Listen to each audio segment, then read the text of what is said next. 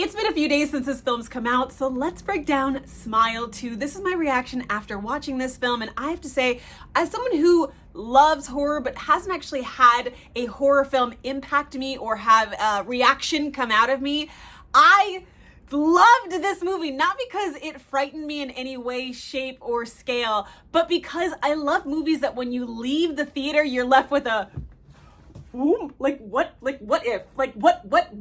if though? And this movie absolutely, just from the very last shot of this film, made me go, like, the only way, and this, by the way, I know I've been saying this a lot, but I've been, New York Comic Con, so a lot of these films and things that I've been reviewing, they're kind of weeks later. So this, like the prior, I think 2 or 3 videos, will be a spoiler impression reaction kind of a video, because I want to talk about it. We've had this movie out for at least a week and a half now, so I want to deep dive. I want to talk to you guys about the nitty gritty and the mental conversation that this movie has in Smile 2. But I digress. Like, seeing that last still image, there's only one more place that this movie can go to, and we'll talk about that as we get closer to it. But I'm just so excited, and I really hope that this movie continues, because this second film in the franchise expanded the possibilities of what this horror franchise can be. It's not contained or small like the Paranormal Activities, kind of like within one house. This film expanded to the world, and it gave this entity so much power and glorification that I'm excited, and I really, really hope that this film gets a third film that we can play with and play in and play around, because now it's gone global. The scale of this is monumental, but let's talk about it. All right, Smile 2. So if you're not familiar with Smile in general, just a quick background on what this movie is. It's a demon or an entity or a spirit or ghost, but a negative entity that has a chain. It's a chain reaction. So it causes you psychological and mental grief, pain, anguish, anxiety, mental strain, so far that it causes these psychosomatic symptoms, and it torments you. It essentially torments you. This entity torments you for up to 7 days, and by the end of it, you are so psychologically damaged and broken that it leads you to end your own life. But in order for the chain to continue, you have to end your life in front of someone. Someone has to witness your death by your own hand, so that the demon entity ghost then latches onto them, and it continues. The spiral continues because this demon entity ghost feeds off of your own torment. So the more damaged you are as an individual, the more it can play with you, and the more that you end up just crazy and broken and tormented and damaged, and it feeds off of that energy. So now, in Smile 2, we set that up in the first film, but now imagine in Smile 2, you're Sabrina Carpenter. You're this big star. You know what? No. Imagine you are Britney Spears, someone who is global, and we know that there's a lot going on with Britney. She's not the best as far as mental health goes too, but imagine you're Britney Spears and you have decided to do a comeback tour, and the amount of people who would support you in this comeback tour, because they know something happened in this film. It's Riley, and Riley was in a car accident with her actor boyfriend, and unfortunately he lost his life in it. And we realized that Riley was dealing with a bunch of drug addiction, but she has come back, she has sobered up, and now she's ready to do her comeback tour. But imagine you are the Britney Spears of this universe, and you've gone through all of this damage and this torment, and you've got some injuries from this accident, so you go and see your old dealer to go and get Vicodin, just Vicodin, because we are clean, but the only thing that these doctors are prescribing you because you have a drug addiction is Tylenol. That's what you do, because you don't want to feed into an addict. You don't want to give them the excuse to go back. And so she goes to see her old dealer because she knows it's easier for her to get Vicodin. And unfortunately, the demon is in this guy. And so Riley happens to see his death in front of her. And so the demon jumps onto her. And thus we have Smile 2. But by the end of this movie, it was so gripping, because the thing about this movie, this whole Smile franchise, is it's a conversation on mental health, and it's a conversation on the battles internally and constantly having to be told to smile when you just aren't there mentally, and we don't know the battles that are going on inside of our mind, and that's really what Smile is about. It's a conversation on mental health and anguish and struggles and the internal demons that slowly seep out and not only infect you but infect everyone around you. But now add on the layer of of fame and status. And this is something that I really resonate, being in the television and film and, social media community. We constantly have to put on this face of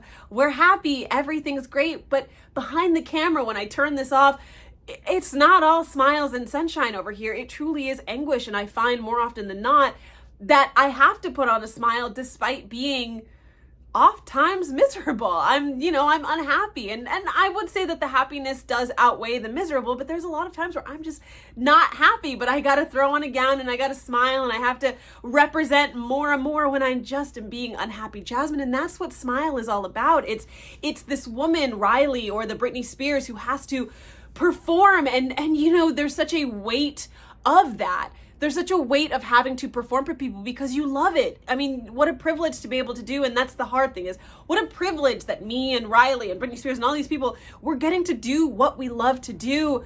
And there's such a privilege and such a pedestal to that. And we love it. Getting to make videos for you guys and getting to make gowns and wear those on red carpets is one of the things I've always wanted to do with my life. But it's the weight and the pressure of, you got to keep performing, you got to keep going, you can't just stop now, you can't stop, or what was it all for? And if you stop, then it's all gone. And having that added pressure, but then you add the pressure of a demon just reminding you that because you got into a fight with your boyfriend, that his death is on you. And the pressure of all these fans. This movie brought such a level of anxiety and torment to me and to, I'm sure, so many other people that were watching this film. It was so good. It was so good. And I love that they're bringing up this conversation of mental health. And we saw Riley just pulling out grips of her hair. And it was such a sad moment. I've got so many friends who are going through a lot of really serious mental health issues, but because of the industry that we're in, we've got campaigns we still have to do. We've got meet and greets and shoots and things and obligations. And that's what this film was showing. It's despite how you're feeling, we have all of these obligations and these contracts. And there's a moment where Riley has darn near hit the brink. The demon is just about got her. She's now in a health clinic. It's what the famous people call it. She's in a health clinic at this point. And her mother, who seemingly is also her manager, is having a conversation. And Riley is at the point where she's like, F the tour. I don't want to go on the tour. I'm done with the tour. I don't want to do any of this anymore. I need to take care of me. And she said this to her momager over and over and over again. I need to take care of me. And her mother's like, no. Essentially, like, you've made this obligation to do this tour. If you bail out now, we will owe millions and millions of dollars to the label, to the companies. You've got hundreds of people who are waiting for you right here, right now, to go on that stage. You are letting, and her mother is just over and over reminding her, you're letting everyone down. It will be your fault. And her mother is just and I get it. I get where her mom is coming from as the manager. She's doing her job and saying, hey, if you don't do this, it falls on me to clean up your mess, not the other way around, because you're Amber Riley. You'll be in the hospital because that's the only way out.